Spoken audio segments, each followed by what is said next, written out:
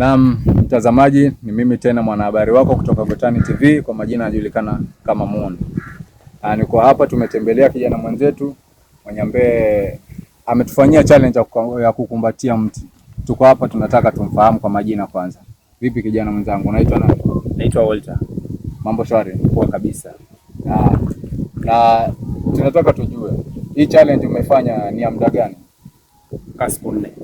Siku 4? Ndio. Hayo ni masaa mangapi kwa zile hesabu za haraka haraka? 96 hours.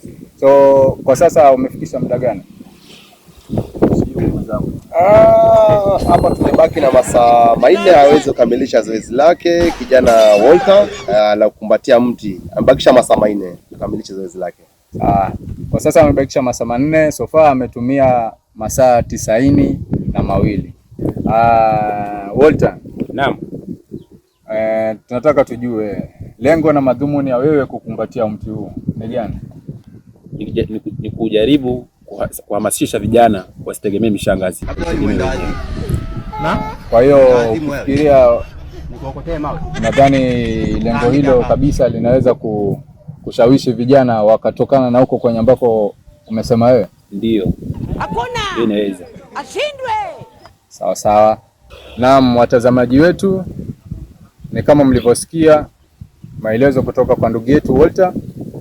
Lengo kuu la yeye kukumbatia mti huu ni kuhamasisha vijana wenzake kutotegemea mishangazi. Nadhani tumeelewana. Niache nachanganyikiwa mjukuu wangu kweli. Akili zangu niko hopeless. Dada.